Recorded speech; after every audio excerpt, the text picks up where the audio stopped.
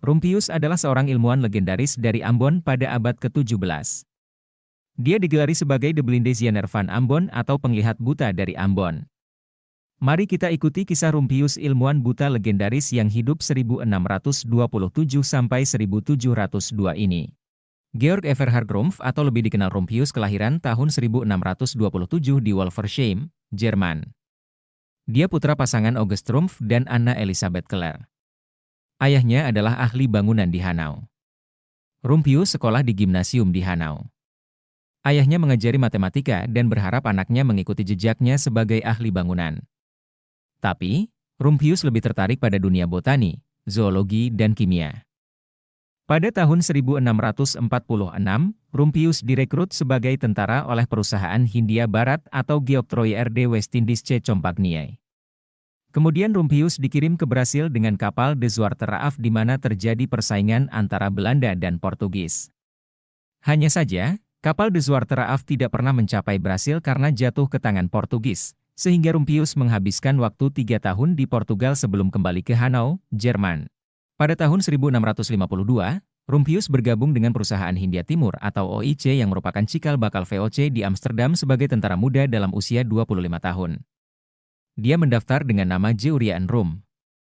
Pada 26 Desember 1652 dengan kapal Muiden berangkat ke Hindia dan tiba di Batavia atau Jakarta pada Juli 1653.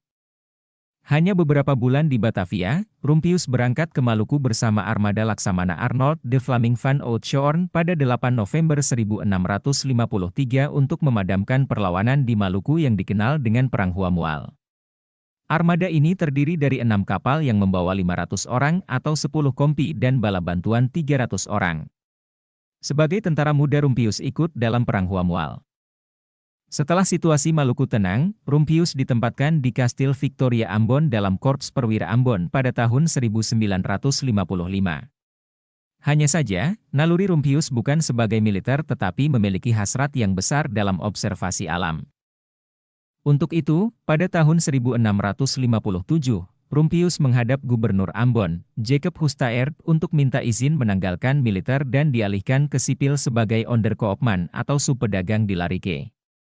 Dengan posisi baru ini Rumpius bisa menyalurkan hasratnya di dunia botani dan zoologi.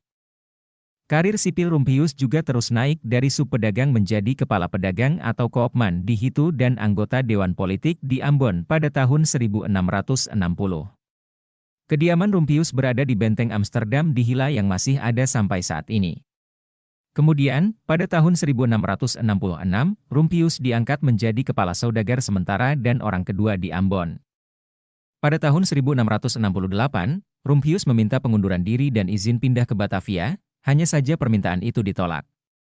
Baru pada tahun 1669, Rumpius mendapat izin untuk menjadi saudagar di Batavia.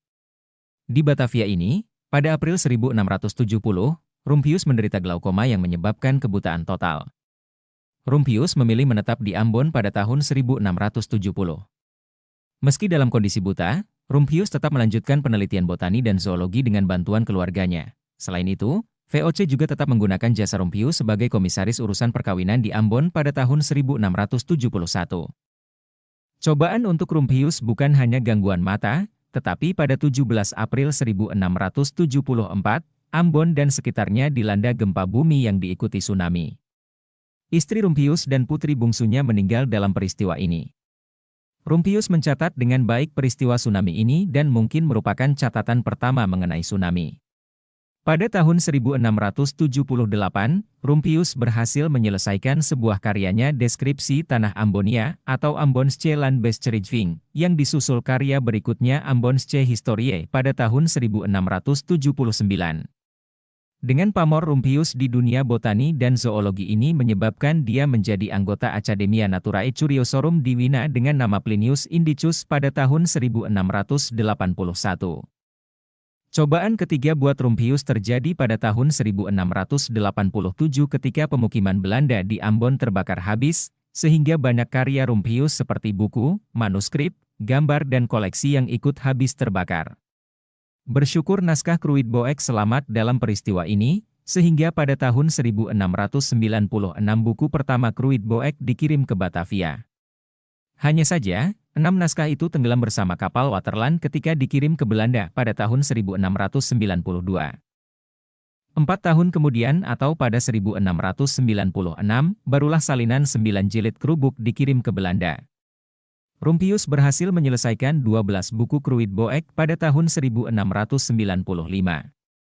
Buku ini pertama kali muncul dengan nama Herbarium Ambonense kemudian menjadi Ambon's Kruitboek atau buku ramuan Ambon ini menguraikan sekitar 1.200 spesies tentang aneka tanaman serta khasiatnya, serangga dan hewan di Ambon dan sekitarnya. Setelah itu, Rumpius mulai menulis Ambon's Raritated Kammer. Buku ini berisi uraian tentang segala jenis ikan bercangkang lunak dan keras, yaitu kepiting aneh, lobster, dan hewan laut sejenisnya, serta segala jenis cangkang yang terdapat di perairan Ambon, termasuk beberapa mineral, batuan, dan jenis tanah. Buku ini juga berisi aneka gambar yang dilukis, karena ketika itu belum ada foto.